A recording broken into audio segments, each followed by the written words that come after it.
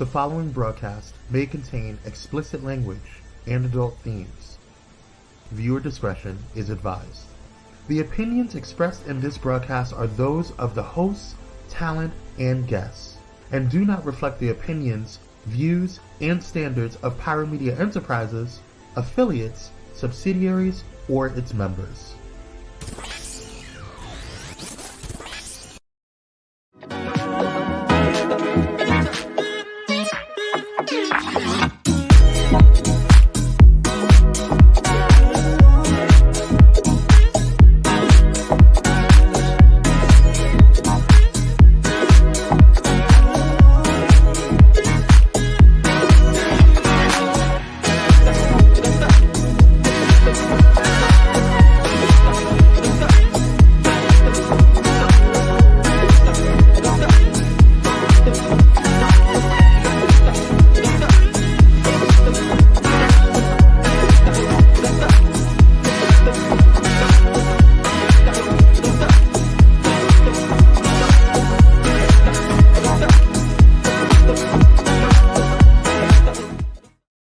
What's going on, everybody? Good afternoon, good evening, good morning from wherever you are listening. Hello, and welcome to the Daryl Walter Show. How's everybody doing out there? Listen, to all of my listeners all around the world, those of you who are listening on Facebook, shout out to you listening on YouTube, and shout out to my Bullet In-Flight Radio family, all of you listening from all over. Listen, I got word people are listening from not only the United States, obviously Las Vegas, California, Chicago, Ohio, Florida, Atlanta.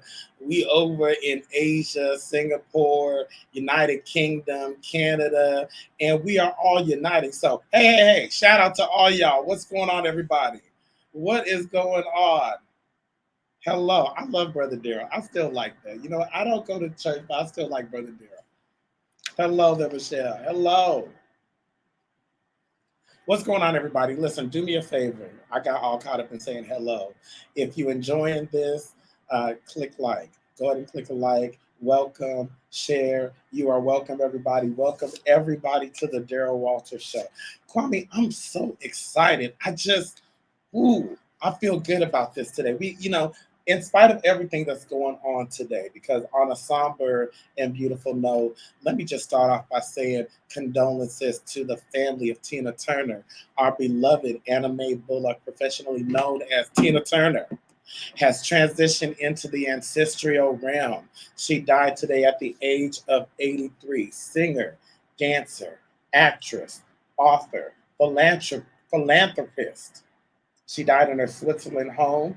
Y'all know she was once married to the infamous Ike Turner. And let me just say this about Tina Turner. Many of you all don't know, but there was a period in my life where I was a part of the Buddhist culture. I was out there, y'all. I had my beads. I was mmhmmm and doing all of that stuff. And Tina Turner was kind of one of my I love that even more. But let me just, Michelle just said, it has nothing to do with Christianity and has everything to do with humanity, which let me pause right there. I talked about that in my interview on Bullet In-Flight Radio. It aired this past Tuesday on May 22nd, but it's on replay. So if you go over to Bullet In-Flight Radio, you can hear my interview where I talk about actually being about humanitarian work and the humanism in me. So thank you for bringing that up. Now, just back to everything. Tina Turner was so much, she was like my mentor, if you will. She was like my go-to, in watching someone deconstruct their Christianity and transition to what worked for her. And, in today's time, I think of Tina Turner as an absolute trailblazer. And everybody's like, oh my gosh, no, not Tina Turner. No, not Tina Turner. Listen. My mom used to say it best, and it's not to take away from grieving, but death is an appointment we all have to keep, y'all. Whether we know it or not, death is an appointment we all have to keep. But as I heard someone say on TikTok, on social media, I want to live a life so that when I transition and go on, I can become an ancestor someone can call on. Come on now. Tina Turner, I think, is an ancestor I would call on, that I would look to for an example, for advice. She overcame so much. Someone said she took lemons and turned them into lemonade. I would say that she took lemonade and turned it into a lemon pie, a lemon meringue, a lemon orchard. You know, she really overcame so much. And not only that, but she transformed herself, which to me is a lesson for anybody listening and looking at Tina Turner's life. No matter what age, no matter where you are in life, you can change. You can become new. You can evolve. You can change your life. You can change your, your habits, whatever it is. You know, Tina Turner's that example. And the music that she had out there, she didn't sound like anybody else. And I look forward to the day we get back to music where everybody doesn't sound the same. Ooh. Okay, so rest in peace to Tina Turner. Now, for all of y'all out there, how are you all doing? How y'all doing? It's been a crazy week for me. You know, it has been a week of exercising boundaries. And I want to know how y'all are doing out there. On a scale of 1 to 10, just type in how you doing. 10 being amazing. Amazing. I'm going with flying colors. Okay. And 1 being like, you know what? I'm glad I get to do it over again. Okay. Type in the comments or just say it to yourself. What kind of week are you having on a scale of 1 to 10? And whatever week you are having, yes, I hope you are able to guide someone in the spirit world. That's something to think about. How do you want to live your life? And I think Tina Turner just like lived that life. Now, Kwame, let's just get into what went viral. Let's just talk, and we got some good things to talk about. Some good things. Because, baby, the way these people is wilding in these social media streets, I really don't get it. I don't. But let's talk about what went viral. First of all, are y'all ready for the color purple? Are y'all ready for the color purple? Let's watch the trailer. If you've been hiding under a rock or you just not on social media a lot, let's watch the trailer and see this beauty of work. Kwame, go ahead and play it.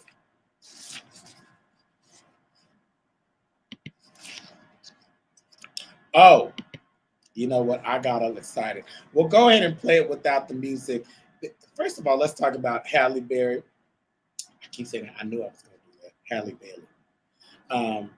As we play it. So, The Color Purple is an upcoming American musical coming of age period drama film directed by Vince Bazzuele from a screenplay by Marcus Gardy based on the stage musical of the same name, which then turned into a novel, which then turned into a movie, okay?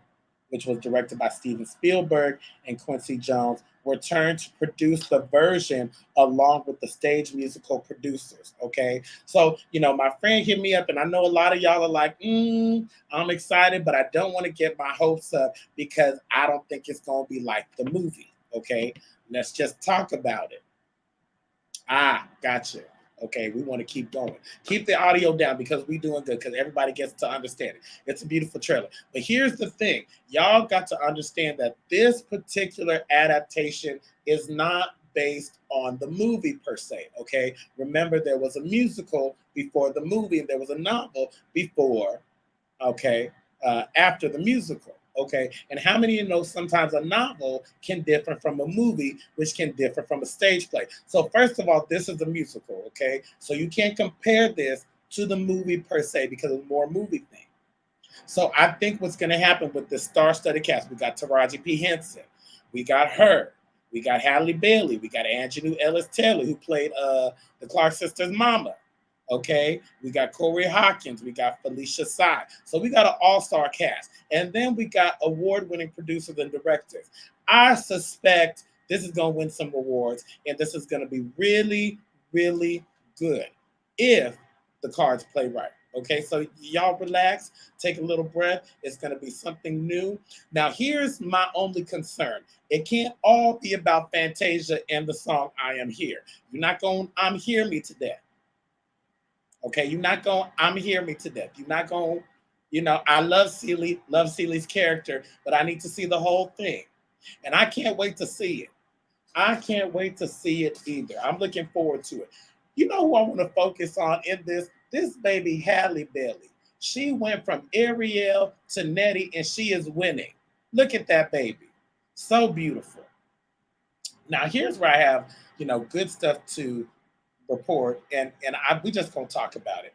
Okay, now Kwame, bring up the picture of quote Chloe and Halle. Okay, this is when they were a duo. They were sweet. They had their group going on. Now I'm gonna tell y'all, I didn't share this publicly, but when I saw them, I said it's not gonna be a matter of time. Who's gonna be the star? Y'all see where I'm going with these beautiful young ladies. So Chloe came out first. Okay, Chloe had her hit. Treat me like you treat me. Ooh, 'cause I know it ain't right. That's what she said. And she was getting it. And everybody was like, I don't know, Chloe. I love you, but it's giving Beyonce Jr. vibes, and we don't know about this. I stand for Chloe. Let me just say this. I stand for Chloe Bailey. Howsoever, she was mentored by her. But bring up the pictures of Haley. Now, first of all, let's bring up, there we go. Now, let's bring up her playing Nettie. Okay, look at that. Ugly face, still serving face. Face card never declined. Now, let's bring up Ariel. This is the star of the group. This the star of the group right here. This the star of the group. I stand for Chloe. Let me just say this. But Halle is the one. This is the A-lister right here. This is the one who's about to take Hollywood by storm. This is the one who's going to be on the Vogue cover. Mark my words. This is the one who's, when the album comes out, worldwide. Oh, she's breaking records. And it's not that Chloe, and this is Daryl's commentary. This has nothing to do with Power Media Network. This ain't got nothing to do with nobody else. And Kwame, put your comment up there. They're going in different paths. No, we don't need to compare, but I got to do this. I got to do this, and y'all gonna understand why. Because we're talking about Hollywood, okay? They're both talented. They can both sing. They are both beautiful. Howsoever, this is the part of the same reason Beyonce had the success that Beyonce had. Am I pointing the right? Here we go. Beyonce had the sauce and also the look, okay? When it came to the Supremes, it was Diana Ross. So in terms of music, I'm trying to teach a little bit. In terms of music, this is just what happens. The group, there's always a solo act that, right? And when I looked at both of them, I said, ooh, it's going to be Halle. It's going to be Halle.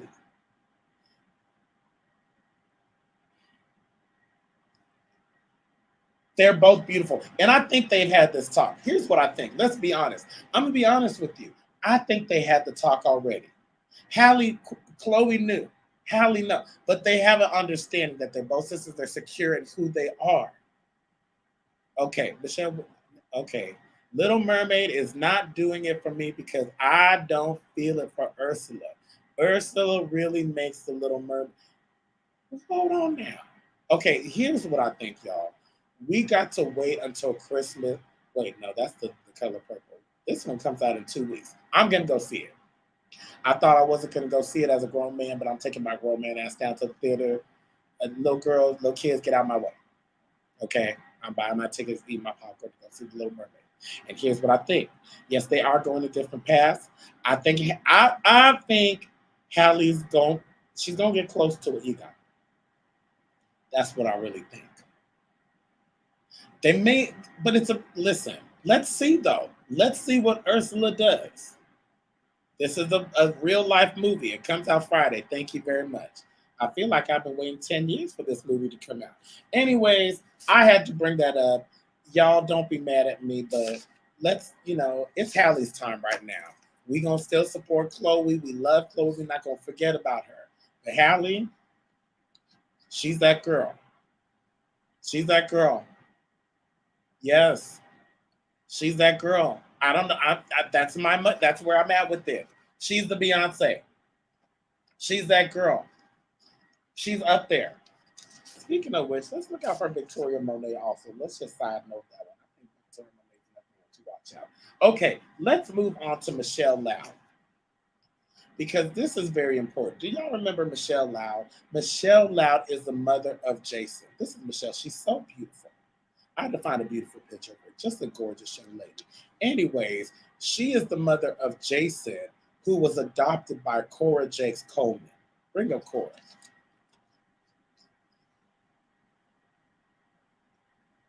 Go ahead and bring up Cora. Kwame, every time I try to find a picture of Cora, and this is beautiful, face beat. Whoever beat that face said, boom, boom, boom, boom, boom. Did they good handiwork? But it just always seems like it's just one light needs to be tightened or something. And I say it with love, but don't it just seem like, like, hit one just blink if you're in trouble, sis. Blink if you're in trouble. Anyways, I did a story a while back.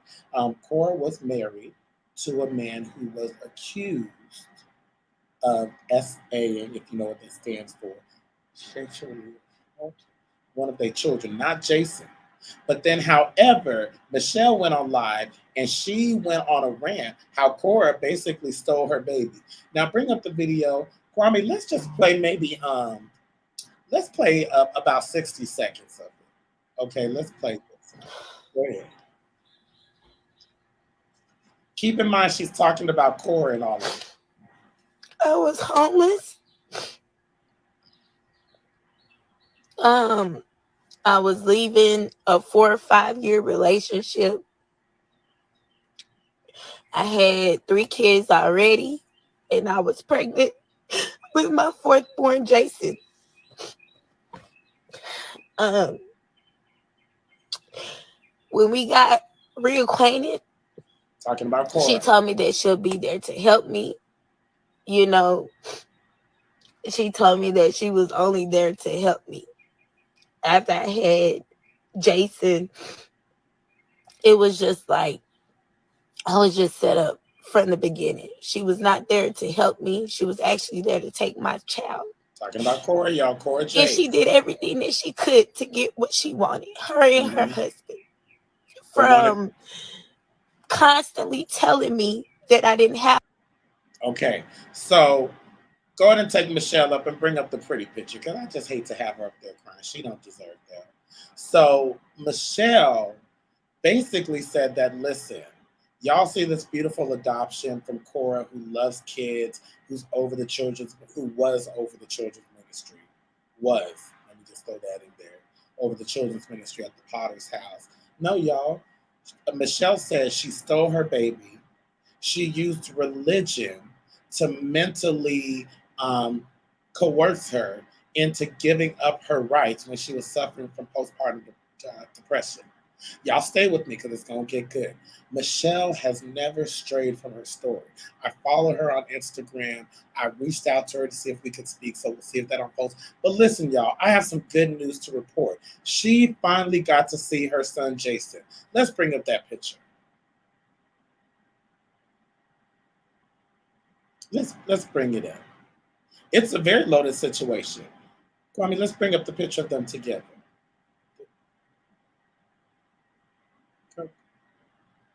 You got the one of the son and the mom together. Did I send it? Oh, you don't have that one? Okay, well, maybe it's for the better because he's a baby. He don't need to be involved. But there's a picture that Michelle posted of her and her handsome son that she finally got to see. Now, here's where I come in. Okay, I started telling the story. There was a lot going on. So I said, you know what? I'm going to pull my hand out of it. Okay. I'm gonna pull my hand out of it. Somebody said, "Oh yeah, thanks to social media, and a lot of my content creators." Let me tell you, I've talked to a lot of content creators behind the scenes, and there's a lot going on. And following Cora's been through a lot. Okay, allegedly. Let me just say, she has been in a mental health institute. You can just see that she's really gone through a lot of changes, divorcing her husband and all that went on with him being accused of abusing their daughter. Here's what I think. And let me say this. Y'all see I'm double dutch back into the game because I want to get to the bottom of this myself. I'm back in the game of Cora Jakes. Okay, we're going to follow this story. We're going to stick to this. Kwame, just don't let me forget. We're going to follow this one. I think Cora has some issues, obviously. And it's Mental Health Month, so I'm going to take this and handle this with us. Cora Jakes is someone who has always had an affection and connection towards children, babies. You see it on her social media posts. She's posted babies. She's posted, yes, that one. Cora Jakes, she's posted dreams about babies. She's always had this fascination with babies. And I think there's a deeper issue there that has been going on that I can't speak for her, but what I'm seeing is that there's some uncovering, unearthing that's going on. And she's definitely going through a difficult time, but she'll come out on the end. But one of the things is getting down to the truth. And I'm not here to pick sides, but I've always sided with Michelle Lau. One, because I'm not a parent, but I am someone's son. And I know for me as a son who's had a mother and a father, regardless of what relationship you have with your parent, there is something about wanting to see that person that you are connected to, that one that you share the same DNA with, right? So it just seemed weird to me and weird to all of us that Cora would not even allow her to see this child. So the fact that she's allowed to see the child, and let's put up Michelle's comment here. I don't like how people call Sarah the pretty one and Cora the other daughter, and people compare the looks of Sarah and Cora. I don't like that, and it plays on a personal mental. It does. It does. And let's be honest. I think that is part of the issue that Cora has faced. Okay, I'm just going to speak real. This is me just talking. I think Cora has always faced those judgments, looking like she's not the quote unquote pretty one. She doesn't have the same features. She has been a larger woman. So all of that stuff to overcome, but I will throw this in also. It's a lot to go through those downfalls, but then also go through them under a magnifying glass, being the daughter of probably one of the greatest preachers of our time. So I think this is me, Daryl, talking. I think she needs to find herself. And I think there's some issues. Everybody has issues. We all have them. But I'm very glad that whatever she's going through has led in the direction of Michelle seeing her son. And hopefully, if it's in the cards, her son permanently going back with his mother, if that's what it's meant to be. We're going to follow this story. And you know what? For whatever it's worth, prayers to Cora Jakes, whatever she's going through. It's just a lot. Okay, listen, y'all. Do I have time to do one more story? Should we go to commercial break? You're not kidding us enough. I'm not even going to be long with this one. Tory Lanez. Y'all know he's going to jail. Tory Lanez begged the judge, said, "Judge, listen. Whatever you do, have mercy on me." Sound like just like a gospel song. Have mercy on me. Ooh, ooh, ooh, ooh. Well, anyways, Tory don't want no problem. He said, "Listen, have mercy on me, Judge." The lawyers, Megan's lawyers said, no, sir. Not only do we want you to do time, but we're going to ask the judge to add some more years because we don't feel like this sentence is harsh enough. Now, mind you, Tory is facing 9 to 22 years. That's from my understanding. So the lawyers, like, they want him under the bus. That's the only person who's not winning today. Prayers up to Tory's daddy, because I know he's somewhere just having a fit. Anyways, that's all in what went viral. Let's do this, y'all. I'm excited for this conversation because I want to hear what y'all got to say, okay? We are going to talk about the definition of a man. What is it to be a man? I'm going to let y'all answer that. I can already hear y'all brewing. Okay, we're going to be back in a few seconds. Y'all see this commercial, and I'll be right back. See ya.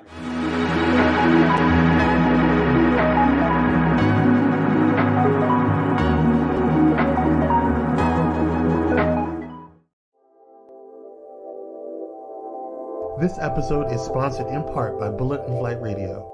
Get ready to uplift your spirit with Bullet and Flight Radio, the world's leading progressive Christian radio station. Experience the vibrant fusion of gospel house music and a rich medley of inspiration from all musical genres that'll make your heart soar. Join their extraordinary lineup of today's trailblazers, visionaries, and voices that matter, all sharing their stories and wisdom. Stay plugged in around the clock as they broadcast unmissable content 24/7. Your go-to station for all things inspiring. Become a pilot today by visiting bulletinflightradio.com. Bullet in Flight Radio. Your story, our station.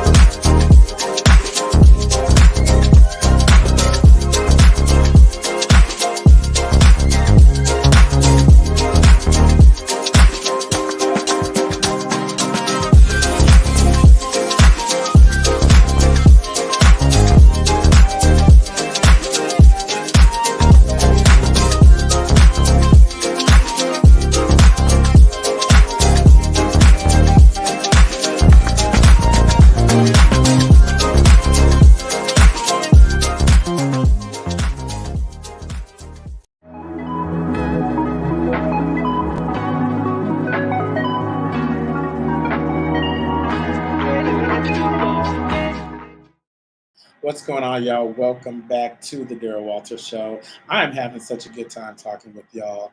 I just want y'all to know how much doing the show every Wednesday inspires me and encourages me as we talk about all these topics and all these interesting things that are going on in the world.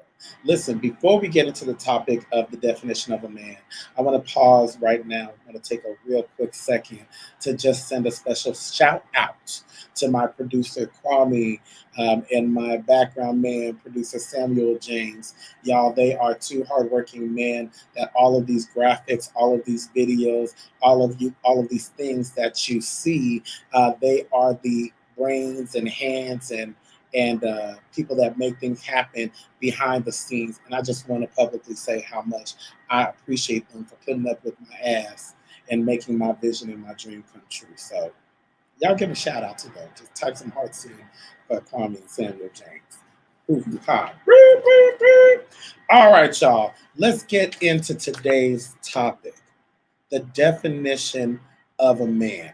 And you know what, before I get into it, I want to get into the comments because I love what Michelle said here. I am a biological female, but I harness within myself the attributes that are considered to be masculine. I am so glad my mother did not beat them out of me as being unladylike.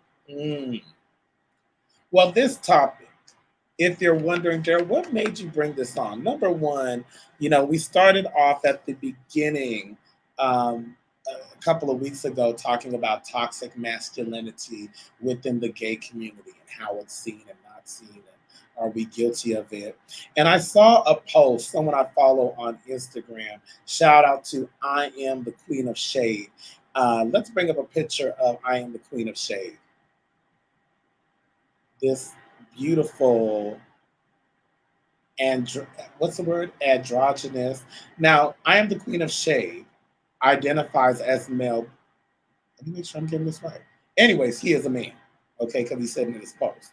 But the face be beat, and he provides amazing, advice and stuff. Very just on another level. Bring up his post, though. This is what inspired today's conversation.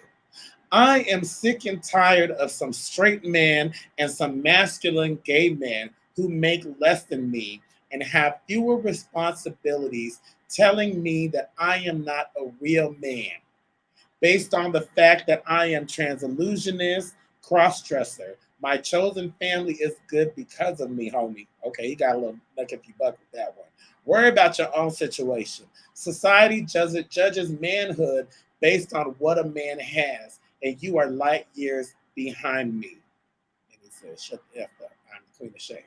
All right, bring me back up, Kwame. So it made me travel this question of what is it to be a man?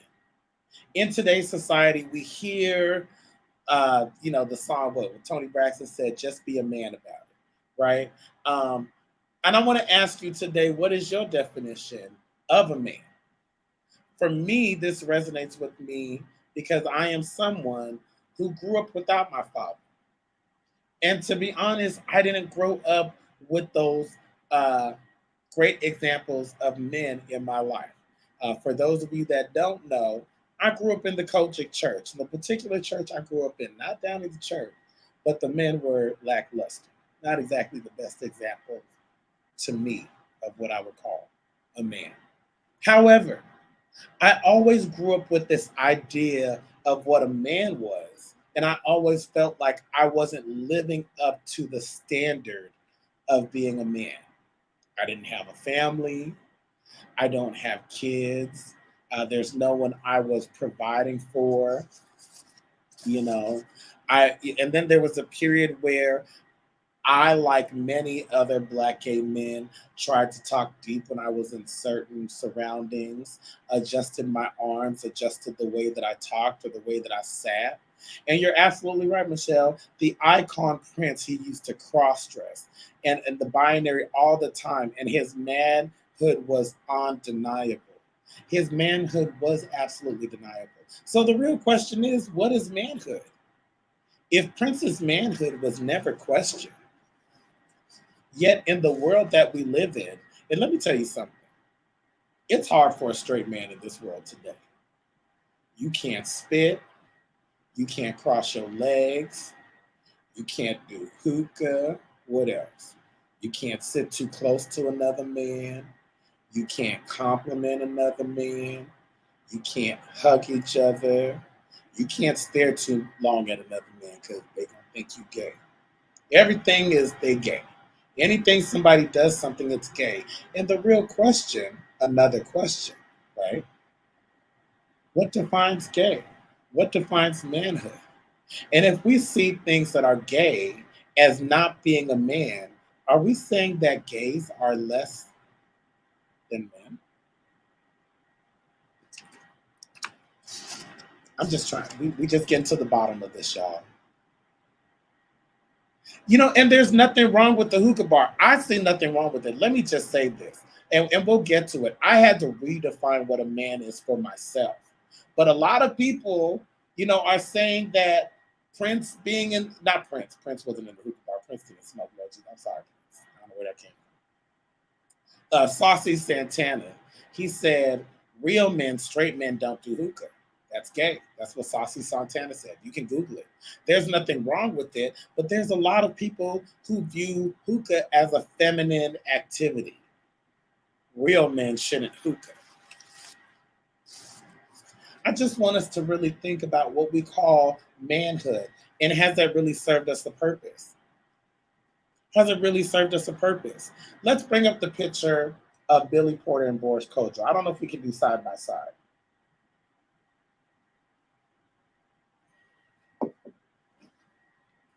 Now, for me, I have a picture of Boris Kodjoe in his tie, bald head, quote unquote masculine, and then Billy Porter, who is wearing a tuxedo suit dress in a beautiful fuchsia color. And there's a part of the world who would look at these two pictures and say that Boris Kodjoe is a real man. And Billy Porter, well, he's not living up to manhood. And you're absolutely right. It's always been conditioned that gay is not a real man.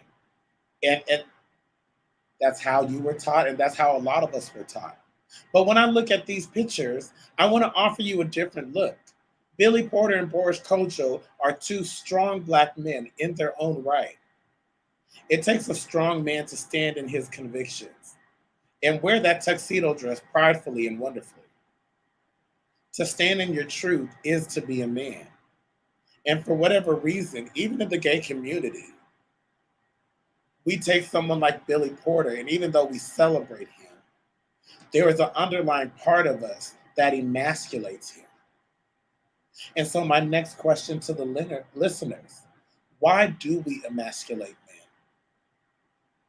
Oh, you're not a real man if you don't take care of your responsibilities. You're not a real man if you don't take care of your kids. A real man would never. A real man. I love what Michelle said. Manhood should be the energy of what they bring to the world and how they elevate humanity. Exactly. That's exactly right. Manhood should be the energy of what they bring to the world and how they elevate humanity. I realized in my life as a Black gay man, there were concepts and confines of manhood that I had so etched in me growing up in church that I judged myself based on those standards that I could not live up to.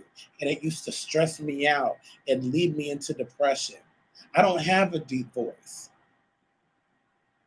Sometimes I may snap, and that doesn't make me less of a man. His power has changed. And what I think when I redefine, what do I mean by redefine? Yes, I love what Kyrie said. A man is one who takes care of his responsibilities and handles his business. I just got chills when I read that. What I really think, y'all, is have the definitions we have given to manhood in the past, have they been harmful or hurtful? And we have to ask ourselves the questions. We have men who think just because I provide for my family, that makes me a man. But you haven't emotionally bonded with your children. You haven't emotionally bonded with your mates. In the man's world, you're not considered a real woman because you don't have children and don't date and never want children. And this is what I want to offer to y'all is that, yes, the world has their definition of man, the world has their definition of woman. But what I want to offer to you is that you can pause in your life and redefine your manhood and redefine your womanhood into what it should be and the place that it has in this world. A lot of times we let this toxic masculinity and toxic femininity play mind games into us to believe because I don't do this or move this way, because I don't have children, or because I don't meet the standard, or I'm not married, or I don't have the things that America or society says that I should have, that somehow because you don't have this, that you're not a man or a woman. And I'm here to tell you, right where you are a man, you are a woman. The lessons, the experiences that you have gone through, the experiences that have caused you to change, the things that you have challenges, those are the things that have built you into who you are. I feel like I'm preaching a little bit, just a little bit. Oh, and let's talk about this. Gay men and straight men, are we for each other? Are we against each other? Are we for each other? Are we against each other? Is one less than and better than? We have straight men who feel uncomfortable when the gay man comes in, and we have the gay men who may feel less than when the straight man comes in. Why are we fighting against each other when in our own right, we each possess our own manhood? And one is not better than or less than. But yet society and a lot of these toxic people like Lil Boosie, God bless him for building a neighborhood in his backyard. God bless him for doing that. That's wonderful. I wonder if he'll take those people and help them and teach them how to buy land for themselves so they can build neighborhoods in their backyards. Or does he want to be a man and prove himself to everybody? Okay. Okay. Oh, and I can't forget my trans brothers, my brothers and trans brothers and sisters. Shout out to y'all. But my trans brothers, trans men, their manhood is just as valuable and should be just as honored. Oh, come on now. It's a different world and I'm learning. But this is where it comes to redefining manhood and what it truly is. Because a lot of men think if I have the biggest gun, who has the biggest penis?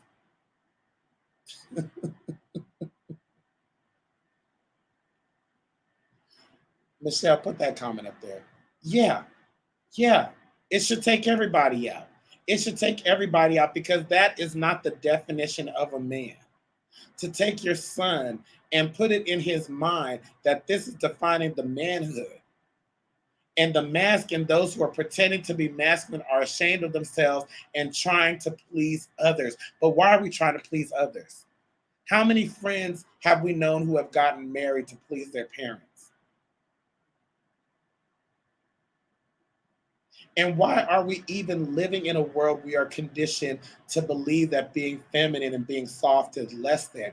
And if you are soft, that you are not masculine and that you are not a man. And I'll tell you from me, for Daryl, this is Daryl talking. Probably about 3 years ago, I had to redefine what it is to be a man for me. So I'm no longer, I won't say I've never been, but I'm no longer ashamed to cry. But I don't question my manhood or think that I'm less than or think that I don't have my place. Lil Boosie. Lil B is Lil Boosie. Kyrie. But I've been able to be in a place where I talk comfortably in Daryl's voice, whether it has bass or it's a little higher. I am comfortable in holding my hand on my hip if I feel like it that day, but also I don't feel less manly. I also know that I'm able to Lord, where am I? Embrace my masculinity and my femininity and be okay with it and not feel endangered or uncomfortable because of my manhood. But there are a lot of straight men, let me just park right here because they're going to see this replay. Somebody going to come across this and I'm here to talk to you. A lot of straight heterosexual men are not comfortable in their sexuality. That's what it is. They're not comfortable in their sexuality. They're scared that if they find a man attractive, that makes them gay. It doesn't. And it doesn't make you less of a man. And also, we have to look at what has been taught to us generation after generation after generation after generation. Have you held on to what you were taught and how you defined your manhood? Think about it. Look at your life, how you operate, your relationships, your friendships. Have you held on to those beliefs you were taught as a kid?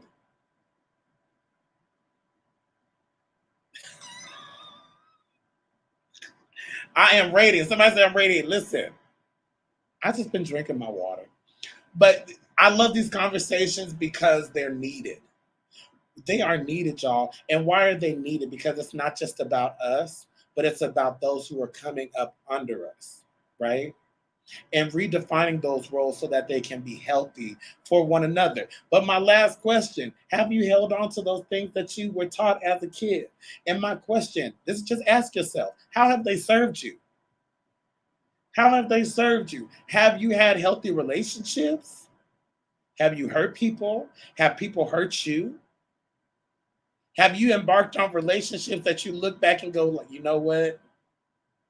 I shouldn't have done that. I shouldn't have went down that road. These are just questions to ask because I want us to get to a place, y'all, where we socially together. We accept us being socially together, but we also look at our natural diversities and embrace all of them, y'all. My final thoughts. Listen, masculinity is not a one size fits all. I'm going to say it again for the people in the back on their way to Paris to see Beyonce. Masculinity is not a one size fits all. You know, let me read this last comment. It's hard to pull up weeds that are deeply indoctrinated. There are people who can't let go. They can't let go. You're absolutely right. But here's the thing: it doesn't mean it doesn't mean we don't stop. You know, it doesn't mean we don't stop progressing. Because as we share this, I think these conversations are important to at least make people think and reflect and go, you know what? If I'm not going to change all of it, you know, maybe I can just do this much. Maybe I can embrace my trans brothers, you know. Maybe I can embrace my children and not be so hard on them. Okay. Maybe I can go into healthy relationships, not trying to put masculine and feminine roles on everything. We can all take out the trash, okay? But my final thoughts, masculinity comes in all shapes and forms, y'all. And I hope that we're able to embrace it. I hope this conversation made you think.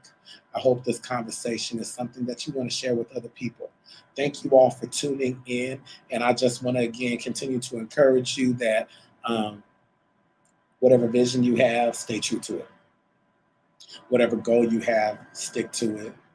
And also just make sure you brush your teeth and shower so you can be your best and smell your best when you go to get that money, okay? In the words of Tina Turner, you are simply the best.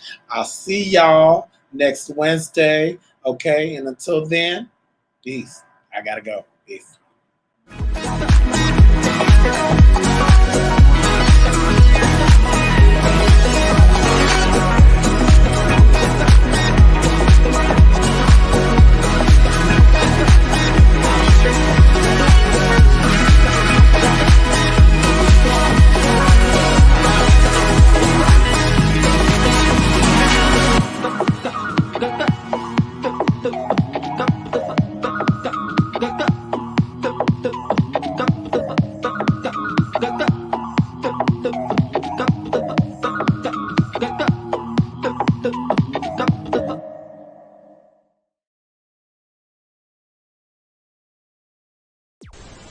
If you enjoyed this content, be sure to hit the like button and subscribe to Pyro Media Network's YouTube channel for more awesome content. Plus, don't forget to hit the notification bell so you never miss when we go live or upload new videos. Visit pyromedianetwork.com today, not just to check out our incredible roster of talented creatives, but also to gain access to exclusive bonus material available only to our Pyro fam.